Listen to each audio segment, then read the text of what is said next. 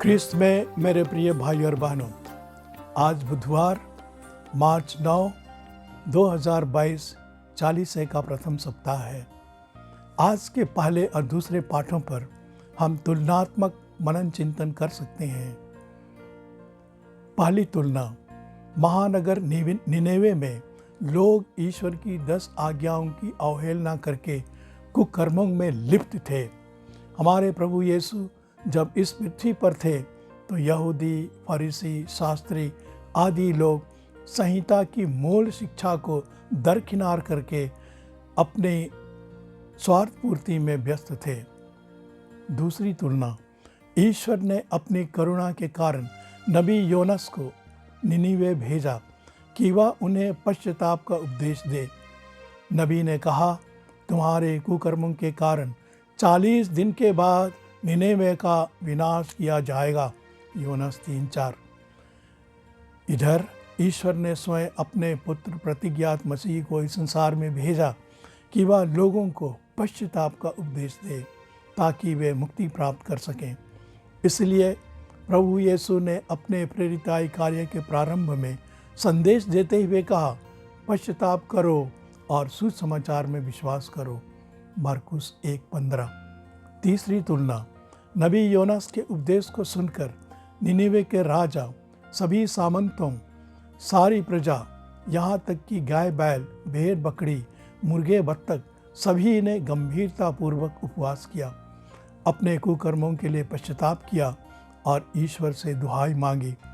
ईश्वर ने देखा कि वे क्या कर रहे हैं और किस प्रकार उन्होंने कुकर्म छोड़ दिया है, तो वह द्रवित हो गया और उसने जिस विपत्ति की धमकी दी थी उसे उन पर आने नहीं दिया।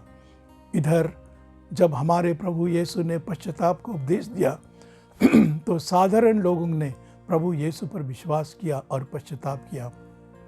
लेकिन फरीसियों और शास्त्रियों ने, जो अपने को धर्मी और धर्म के पंडित मानते थे, उन्होंने प्रभु यीशु को प्रतिज्ञात मसीह अर्थात ईश्वर के द्वारा भेजे गए मुक्तिदाता के रूप में विश्वास नहीं किया, स्वीकार नहीं किया। उनका हृदय कठोर था। प्रभु यीशु ने असंख्य चंगाई के चमत्कार किए, यहाँ तक कि मृतकों को जिलाया, लेकिन धर्म के इन पंडितों ने प्रभु यीशु को प्रतिज्ञात मसीह के रूप में स्वीकार नहीं किया। उन्होंने प्रभु को और उसकी शिक्षा को ठुकरा दिया। चौथी तुलना, निनीवा के लोगों ने बिना चिन्ह मांगे नबी योनस पर विश्वास किया। इधर फरीसियों और शास्त्रियों ने प्रभु यीशु से ईश्वर के द्वारा भेजे जाने का चिन्ह मांगा। हमारे प्रभु यीशु उनकी मांग से काफ़ी नाराज हुए, फिर भी एक विशेष चिन्ह देने की प्रतिज्ञा की। उन्होंने कहा, यह एक विधर्मी पीढ़ी है, यह एक चिन्ह मांगती है, परंतु नबी योनस के चिन्ह को छोड़ इसे कोई और चिन्ह नहीं दिया जाएगा। इस प्रकार योनस निनेवे निवासियों के लिए एक चिन्ह बन गया था। उसी प्रकार मानव पुत्र भी इस पीढ़ी के लिए एक चिन्ह बन जाएगा। लूकस 11:29-30।